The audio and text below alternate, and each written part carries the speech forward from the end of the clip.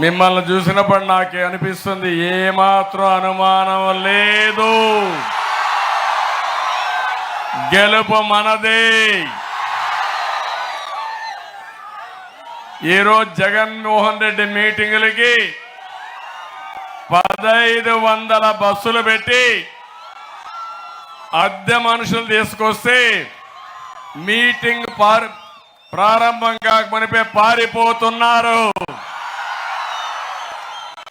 ఇక్కడ మీ ఉత్సాహం చూస్తా ఉంటే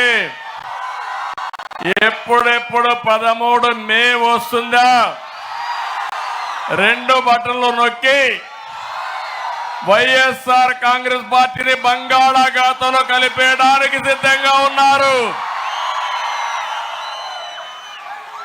తెలుగుదేశం పార్టీ అడ్డా మన కొవ్వూరులో మళ్ళీ నాటి ఊపు కనపడస్తా ఉంది, ఆ కసిమిలో కనపడస్తా ఉంది. తెలుగుదేశం పార్టీని గెలిపించాలని గట్టి సంకల్పం. మిమ్మల్ని చూస్తే నాకు అర్థం అవుతా ఉంది. దారిలో వస్తా ఉంటే చూశాను మా ఆడబిడ్డల అభిమానం, చిన్నారి పిల్లల యొక్క ఉత్సాహం చూశాను. ఇప్పుడే ఆ పాపను చూడండి, తెలుగుదేశం పార్టీ కండువా మెడలో వేసుకుని తల్లి భుజాలపైన ఎక్కి చంద్రన్న మా భవిష్యత్తు మీదేని, నా పిల్లల భవిష్యత్తు కోసం తల్లిదండ్రులు ఉత్సాహంగా వచ్చే పరిస్థితి వచ్చారు. రాజకీయ గాలి వీస్తా ఉంది, మారుతా ఉందా లేదా? జనంలో ట్రెండ్ మారింది. జగన్ బెండు తీయడం ఖాయం, నిర్ణయం అయిపోయింది. అవునా కాదా? ఒక్క విషయం మీరు గుర్తుపెట్టుకోవాలి, మనిషికి అహంకారం పనికిరాదు. జగన్మోహన్ రెడ్డి అహంకారంతో విధ్వంస పాలకుడుగా రాష్ట్రాన్ని సర్వనాశనం చేశాడు, మీ భవిష్యత్తును అంధకారం చేశాడు, మీ పిల్లల భవిష్యత్తు ప్రశ్నార్థకం చేశారు. అలాంటి చిన్న పిల్లల పెద్ద అయితే ఇక్కడ ఎడారిగా మిగిలిపోతుంది, ఆంధ్రప్రదేశ్ శ్మశానంగా మిగిలిపోతుంది.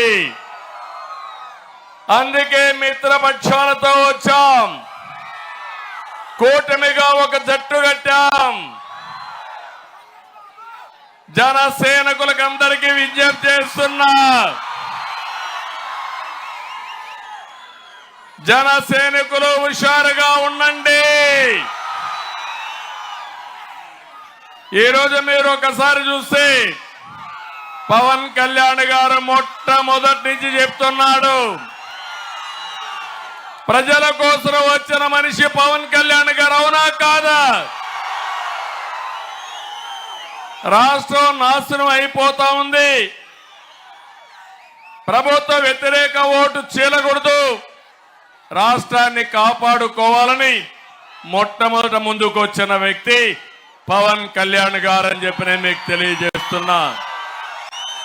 కొవ్వూరు సభ ద్వారా మనస్ఫూర్తిగా అభినందనలు తెలియజేసుకుంటున్నాను. ఇంకొక పక్క బీజేపీ, ఈరోజు మీరు గుర్తుపెట్టుకోవాలి, కేంద్రంలో బీజేపీ ఉందా లేదా అని మిమ్మల్ని అడుగుతున్నా. మళ్ళీ వచ్చే పార్టీ బీజేపీని అవునా కాదా అని మిమ్మల్ని అడుగుతున్నా. అందుకే ఈ రాష్ట్రాన్ని కాపాడుకోవడానికి, ప్రజల్ని గెలిపించడానికి, మీకు న్యాయం చేయడానికి బీజేపీ, తెలుగుదేశం, జనసేన ఒక జట్టుగా ఇక్కడికి వచ్చాం. ఆశీర్వదించమని మిమ్మల్ని కోరుతున్నా. ఆశీర్వదిస్తామని గట్టిగా చప్పట్లు కొట్టి చెప్పండి.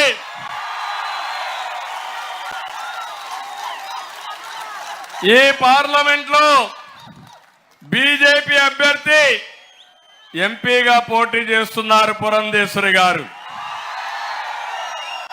జనసేన అభ్యర్థులు 2 పోటీ చేస్తున్నారు.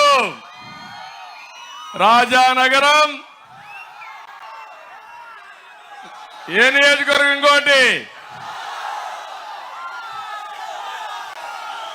నిడదవోలు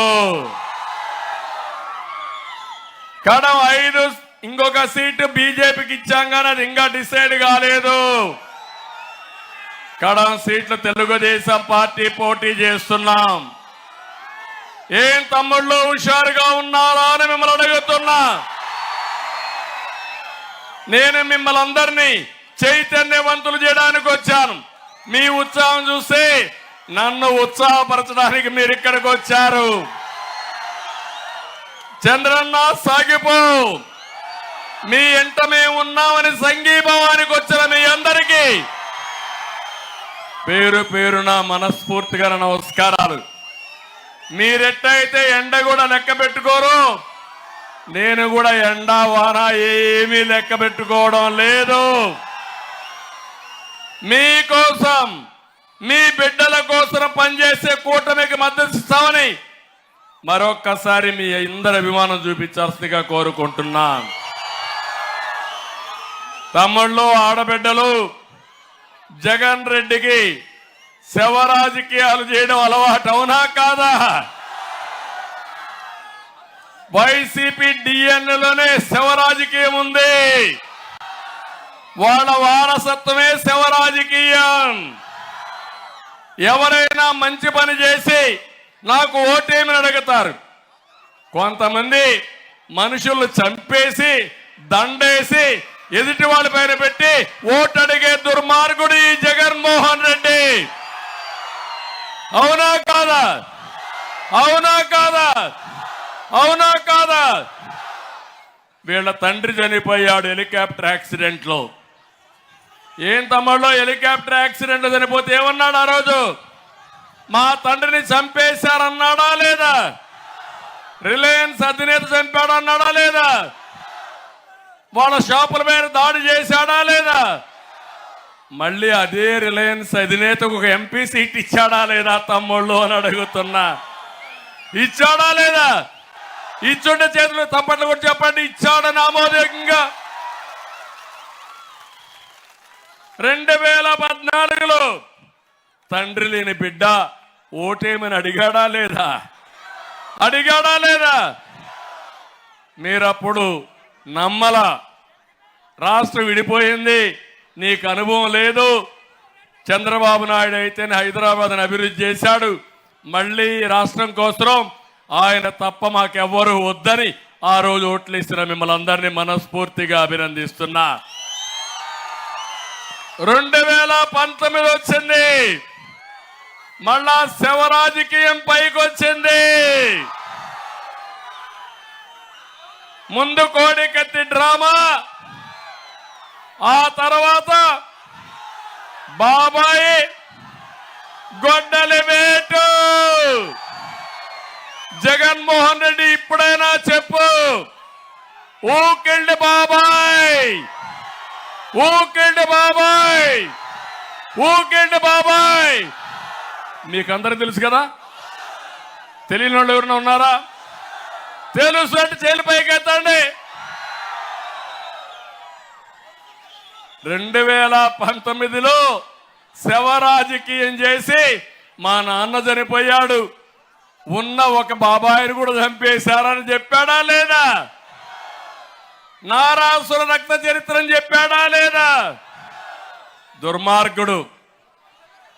ఎన్నికలైనాయి, ఇప్పుడు వాళ్ళ చెల్లి అడుగుతా ఉంది,